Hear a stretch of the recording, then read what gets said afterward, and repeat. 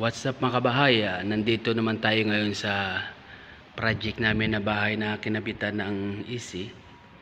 Ito, double wall check na lang tayo dito. Yan na yung para sa grills ng aircon namin na cutting. Yan. Ito yung ground floor area. Yan. Bale yung ceiling niya, naka-primer pa lang yan, saka masilya. Hindi pa yan ang final na kulay niya. Yung ganda ng pinto niya, ganda ng klase ng kahoy. Yan. Tapos dito duct split yung aircon dito. Tapos meron ditong toilet sa wash area. Yan.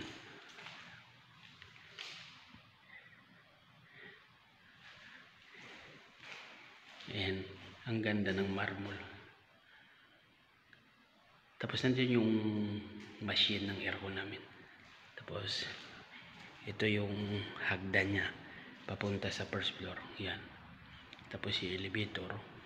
Yung ganda ng marble na ginamit niya mga kabahay. Yan.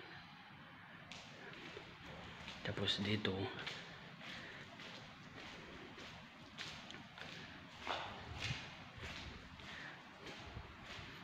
ito yung kwarto.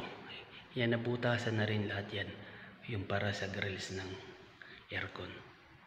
May toilet dyan saka dressing room.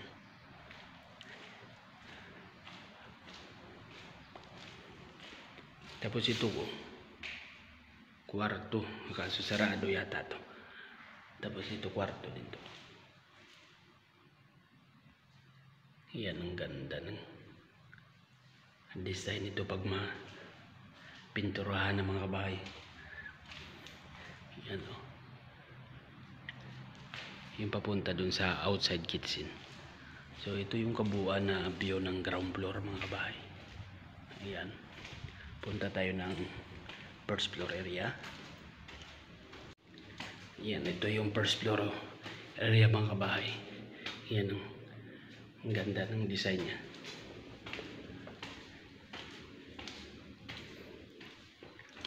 Tapos ito yung corridor,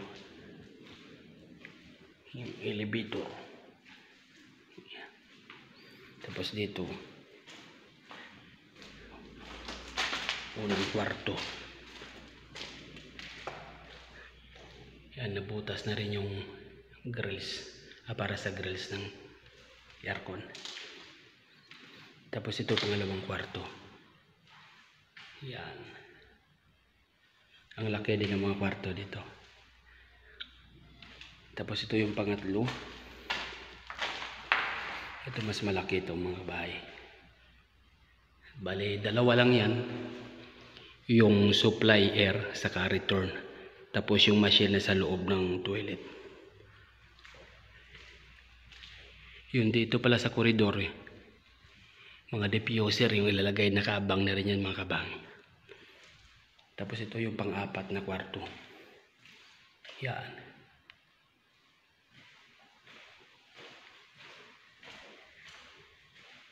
Yan ang toilet niya.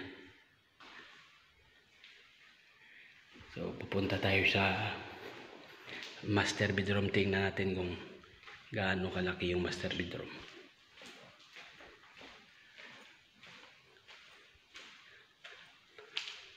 So ito yung sitting area ng master bedroom. Yan. May malaking salamin dyan. Tapos tanaw doon sa labas. Yan, butas na rin yung mga para sa grills namin. Yung ganyan mga bahay nila dito. Tapos ito yung master bedroom na kwarto. Yan. Tapos ito yung dressing niya. Bali yung grills dito ng aircon namin, yung buga niya pa ilalim. Hindi yung pa side through na. Tapos dito, yung laki ng toilet niya mga kabahay. Ganito din yun. May aircon din dito yung sa toilet niya. Yung supply, saka yung return. Pero hindi pa to na complete na set up yung toilet niya kasi hindi pa tapos. Yan. Tapos pupunta naman tayo dito sa kwarto sa kabila. Yan.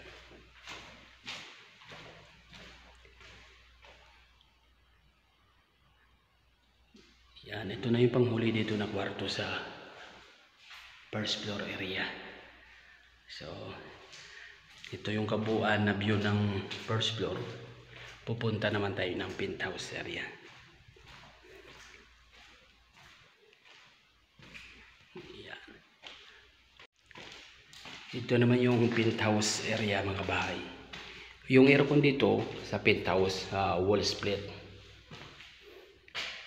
Yan. Nakabang na yung pipe. Tapos dito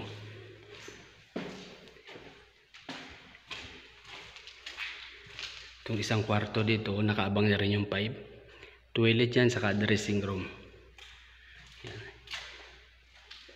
Ito yung pangalawa. Ang laki din to ng kwarto dito sa penthouse. Nakabang na rin yung pipe namin. Toilet yan dyan, saka dressing room rin.